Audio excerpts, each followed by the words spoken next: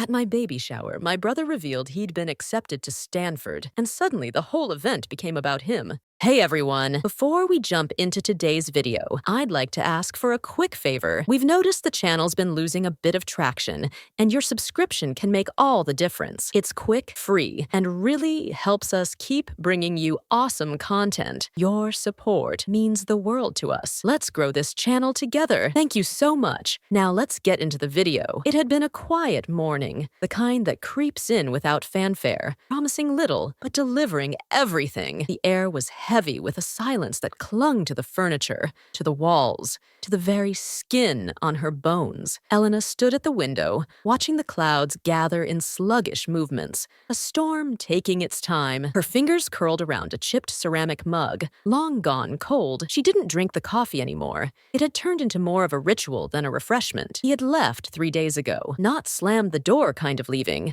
but the kind where a person disappears in stages. First in his voice, then his gaze, finally in his presence. When he walked out, he took nothing but his keys, not a suitcase, not a coat. It was as though even the effort of packing had lost its meaning. She hadn't cried, not even once. That surprised her, though maybe it shouldn't have. Her tears had dried long before the actual departure. She had mourned the relationship for months, quietly, every time he forgot to ask about her day or skipped her birthday call to his mother instead. Grief had settled early, made itself comfortable, and now all that remained was the aftermath. The apartment was too quiet now. The hum of the refrigerator seemed louder, every creak of the floorboards announcing its own existence. She wandered the rooms like a visitor, hesitant to sit, to touch. Every item still had his fingerprints on it, even if they weren't visible. The couch sagged where he used to sit, his shoes still by the door as if mocking her. She hadn't moved them, couldn't. By the 4th day, her sister came. Lena had that kind of unrelenting energy that felt both comforting and exhausting. She didn't knock, just barged in with grocery bags and unsolicited advice. "You need to eat," she said, dumping fruit on the counter. "And shower." Jesus!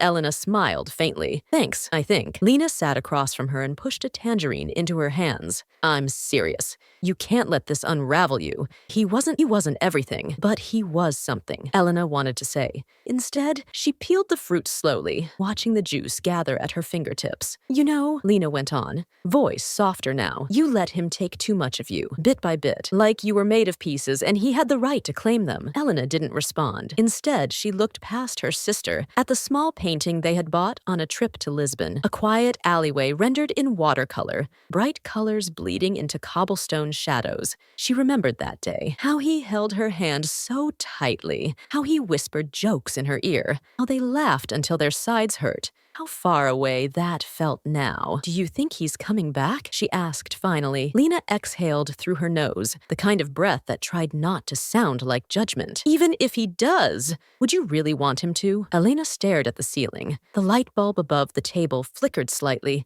something she'd meant to fix for weeks. "I don't know what I want." That night, she slept on the couch, still not ready to enter the bedroom. The sheets there still carried the scent of his cologne. Instead, she curled under a blanket that didn't belong to anyone and watched a documentary she barely registered. Her mind wandered through past arguments, imagined futures, quiet moments that now felt like lies. She kept thinking of the way he used to touch her shoulder, not in passion, but in passing. That gentle, fleeting contact that used to ground her, as if to say, "I see you." She missed being seen. The following morning, she made herself toast, burned it, ate it anyway. Progress, she supposed. The sun was trying to break through the overcast, a half-hearted attempt at warmth. She sat on the balcony with a sweater pulled tight and let the light hit her face. A text came in, not from him, from a friend she hadn't spoken to in weeks. "Thinking of you. Coffee soon." She didn't answer right away, just stared at the screen like it belonged to someone else.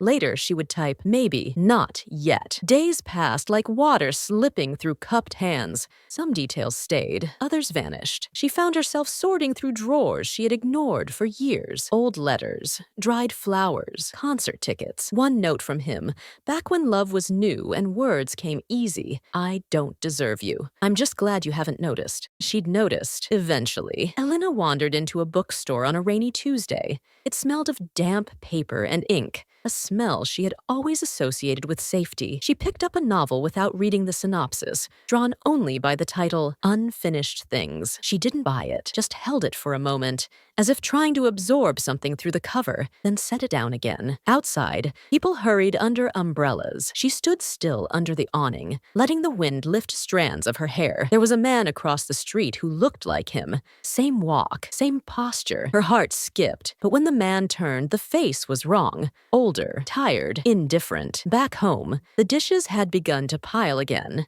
She washed them slowly, as though restoring order could repair something inside.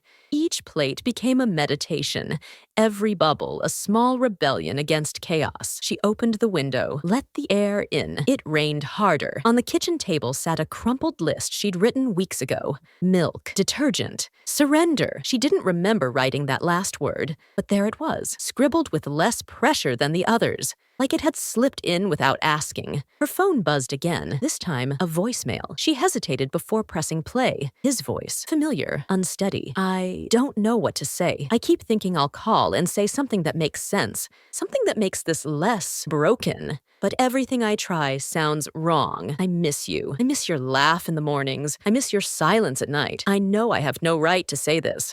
I don't know how to be without you. Click. She didn't cry. Not then. She just stood there, the phone in her hand, the rain still falling, her chest hollow like the inside of a shell. She deleted the message, not out of anger, but because she knew that if she kept it, she would play it again and again, until it became something it wasn't. Hope. Lena came over with soup and sarcasm. Still haven't changed your sheets, she teased, setting the bag on the counter. Elena shrugged. Didn't see the point. Well, start seeing it. Even ghosts get bored. They ate in silence for a while. The soup was too salty, but warm. Comfort didn't have to be perfect. You should come with me next weekend, Lena said between spoonfuls. There's a retreat in the mountains. No signal. Just trees, yoga, and the occasional midlife crisis. Elena smirked. Sounds awful. Exactly. That's how you know it'll help. The cabin in the mountains was smaller than expected, but smelled of pine and old firewood. Elena sat on the porch with a blanket around her shoulders, watching mist drift between trees like lazy spirits. She hadn't spoken much since they arrived. Lena, true to her nature, filled the silence with playlists and offhand comments about enlightenment and granola. On the second day, during a group session, someone asked everyone to name what they'd lost. The circle went quiet. One woman said, "My job." Another whispered, "Direction." When it came to Elena, she just said, "My anchor." The group leader, a man with kind eyes and too many bracelets, nodded as if he understood. Maybe he did. Later that evening, Elena wandered away from the group, deeper into the trees. She didn't know where she was going, only that her legs needed to move. Her chest felt heavy, like memory was something physical pressing on her ribs. She came to a clearing where the wind made the tall grass dance. For the first time in months, she exhaled without feeling like something was being pulled from her. There were no answers here, but there was stillness. And for now, that was enough. Back at the cabin, Lena was worried. "You vanished," she scolded. "We almost lit a flare. I needed to walk. You always need to walk. Maybe next time. Take your phone." Elena smiled faintly. Maybe. That night, they lay in their bunks listening to owls and each other's breathing. Sleep came slow, but it came. Returning to the city felt jarring. Horns, neon, people rushing again. But something in her had softened. She didn't flinch at the noise as much. She threw away the last of the takeout containers, donated his sweater she used to sleep in, painted the hallway blue, not as an erasure, but as a claim. This space was hers now. She answered calls, even smiled at a stranger in the elevator. Her reflection began to look less like a ghost. Then, one evening, a letter arrived. No return address. Just her name in handwriting that made her knees weaken. She didn't open it right away. She boiled water, fed the cat, sat on the edge of her bed with the envelope resting in her lap like it might bite. Finally, she slid her finger under the flap and unfolded the page. I don't expect forgiveness. I don't even expect a reply. But there are things that deserve to be said, even if they arrive too late. I was afraid. Not of you, of myself, of what I might become if I stayed still. You offered steadiness, and I mistook it for a cage.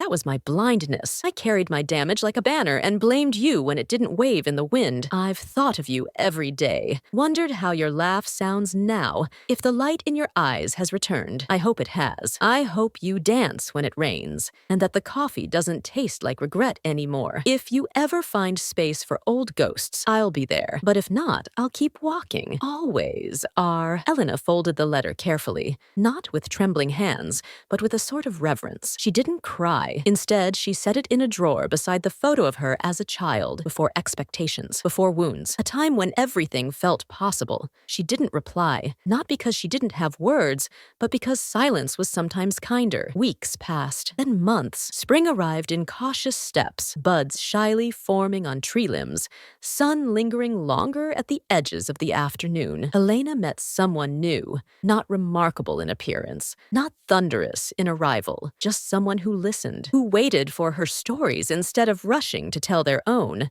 Someone who didn't flinch when she paused mid-sentence, remembering she didn't compare, didn't measure against what came before. This was something else, something that didn't demand shape or definition. One afternoon, they sat on the balcony eating oranges, the sun warming her legs. "This is nice," she said. He smiled. "It is." No grand declarations, no sparks flying, just a gentle steadiness, like water finding its level. Later that night, as she stood brushing her teeth, Elena caught her reflection again. Same eyes, different depth, not healed, but healing, not lost, but wandering with intention. She turned off the light and stepped into the quiet, unafraid.